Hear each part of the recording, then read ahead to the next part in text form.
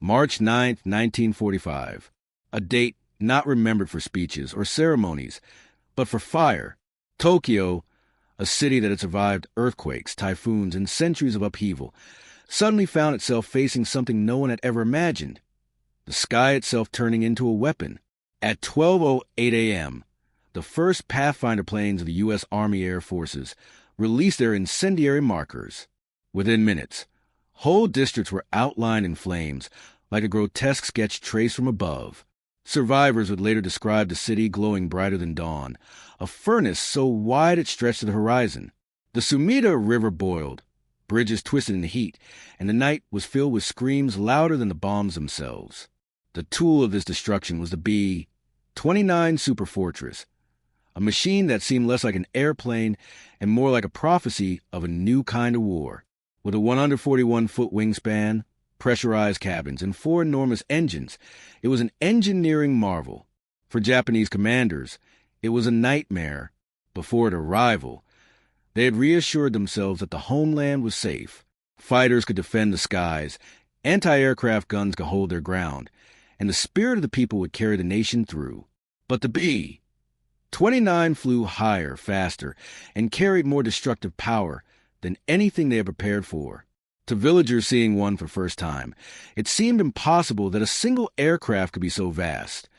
Many thought they were seeing squadrons flying in tight formation, only to realize it was just one metallic giant blotting out the sky.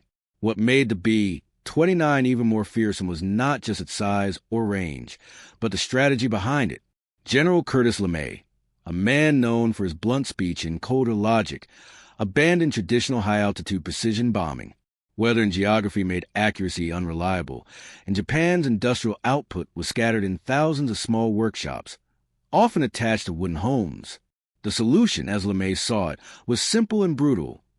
Burn it all. He stripped defensive guns from the B-29s to make them lighter, ordered crews to fly at low altitudes in the dead of night, and loaded them with incendiaries instead of conventional explosives. Wooden cities, he reasoned, would ignite like kindling. Tokyo was the first great test of this new doctrine. That night, more than 300 B-29s swept in waves across the sleeping city. From above, the crew saw a strange beauty in the horror. Flames curling into vast fire whirls, glowing rivers reflecting molten light. From the ground, it was a vision of hell. Civilians fled into canals and rivers, only to find the water boiling. Mothers tried to shield children with wet cloths, but the heat was so intense it burned through fabric and skin alike. An estimated 100,000 people died in just a few hours, making it the single deadliest air raid in history, more devastating even than Hiroshima or Nagasaki. Japanese officers, watching from command posts, were stunned. The capital city, the very symbol of national endurance, had been reduced to ashes overnight. Entire districts had vanished from maps. Over 16 square miles were destroyed, with more than 1 million people left homeless. The loss was not just material. It was psychological. If the heart of the empire could be gutted in a single night, what hope was there for smaller cities? For outlying regions? The illusion of invulnerability was gone. The raids did not stop with Tokyo. Within days, Osaka, Nagoya, and Kobe were next. Each city followed the same pattern. Nighttime approaches, low-level bombing runs, walls of flame racing through wooden houses. Nagoya, once the pride of Japan's aircraft industry, saw nearly a quarter of its homes destroyed in a single raid. In Kobe, winds off the sea fanned the flames so fiercely that survivors described it as a storm of fire impossible to outrun. The scale of the destruction was staggering. By the end of spring 1945, more than half of Japan's urban area had been turned to rubble. Statistics alone only hint at the terror. Over 67 Japanese cities were heavily bombed. In total, fire raids killed more than 300,000 civilians, far more than the atomic bombs would in August. Nearly 9 million were left homeless. But behind those numbers are human voices. A young girl in Tokyo recalled seeing her neighbors melt into black shadows as firestorms swept the streets. An American crew member wrote in his diary that the fires below looked like the earth itself had cracked open, glowing red from within, though he confessed he was haunted by what it helped unleash. Japanese commanders tried to fight back, but their efforts often bordered on desperation. Fuel shortages meant pilots could barely get planes in the air. Fighters that did intercept B-29s often struggled to climb to the bomber's altitude. Anti-aircraft fire, once a symbol of defense, became little more than sparks in the night sky, unable to stop the giants above. Ironically, while Japanese soldiers on the front lines were ordered to fight to the last bullet, commanders in Tokyo were already privately admitting the skies were lost. The contrast was bitter.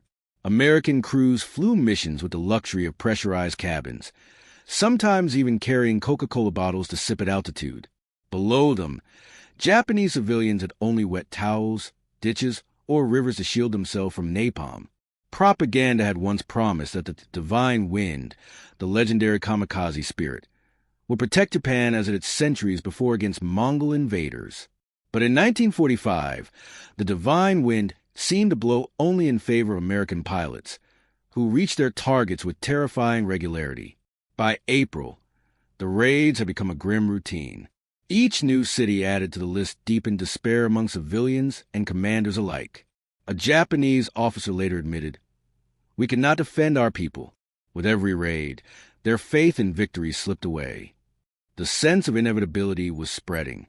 For the first time, ordinary Japanese citizens began whispering the unthinkable, that perhaps the war was already lost. And yet, as devastating as the March raid on Tokyo had been, it was only the beginning. The fire would spread wider, burn hotter. And with each new city consumed, the belief that Japan could somehow triumph would be reduced to ash. The commanders, once so confident, would soon find themselves staring at maps of cities that no longer existed, wondering not if defeat would come, but how much more destruction the people could endure before it finally arrived. August 1945 was approaching, and in Japan's war rooms the maps had begun to look surreal. Cities that once bustled with life and production were now represented only by blackened voids. Toyama, a city of over 120,000 people, was 99% destroyed in a single B-29 raid. In one night, an entire urban center disappeared so thoroughly that Japanese officers joked bitterly it had become an empty square on the chart. They laughed, but the humor was hollow. The fire had consumed not only buildings, but confidence itself. By midsummer, B-29 raids were so relentless that the sound of distant engines could send waves of panic through entire communities. What had once been extraordinary was now routine. People slept in clothes, ready to flee at the first sirens. Children carried buckets of sand and bamboo poles to beat out flames, though everyone knew such gestures were useless against walls of napalm-fed fire. We prayed not for victory anymore, one child survivor recalled years later, but just for one more night to live.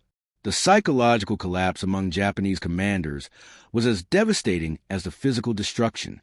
In the early months of the war, the military elite had believed in the empire's invincibility.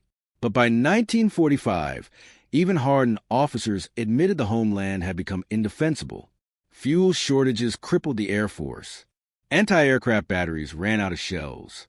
Fighters that managed to get airborne often lacked the altitude or firepower to threaten a B-29. One pilot, asked what it felt like to attack the American giants, shrugged. It was like throwing pebbles at thunder. What made matters worse was the logistical genius of the Americans.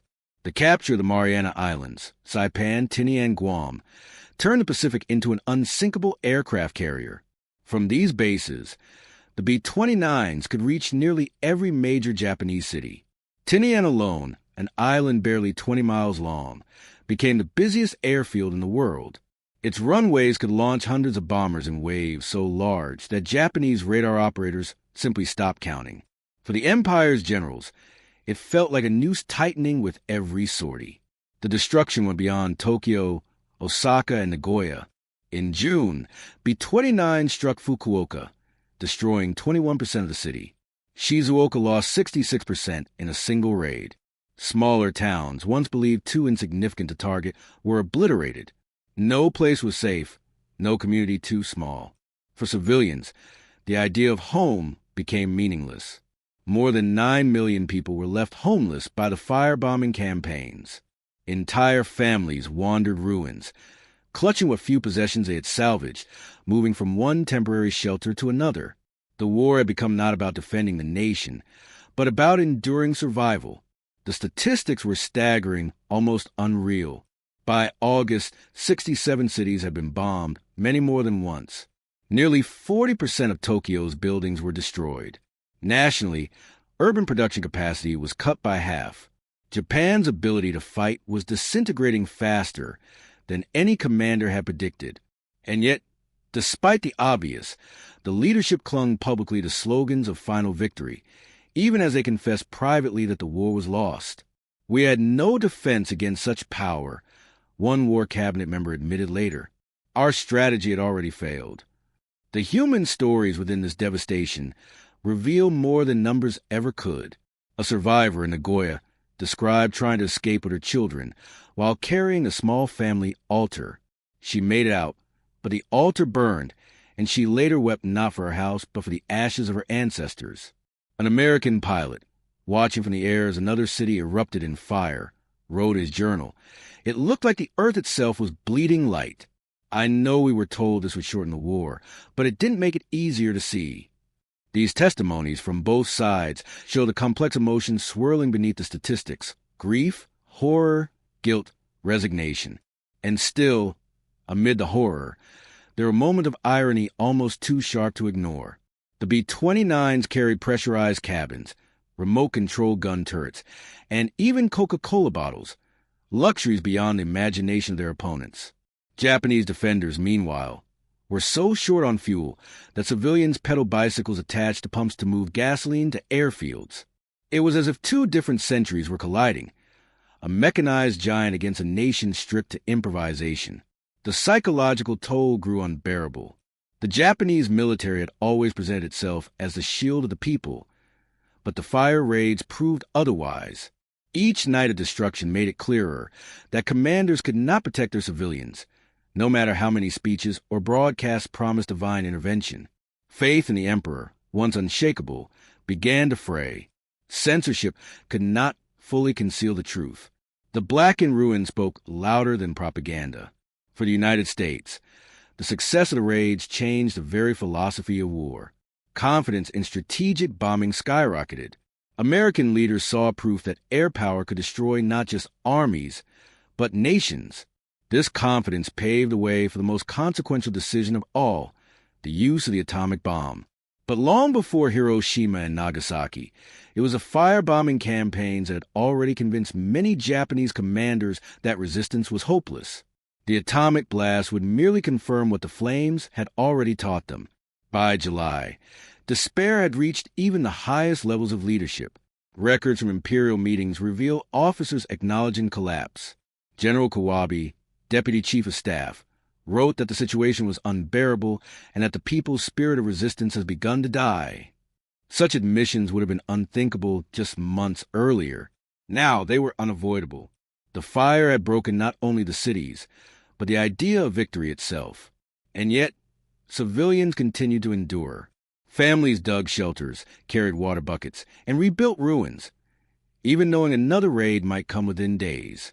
That persistence became its own quiet resistance, though it was not enough to change the war's trajectory.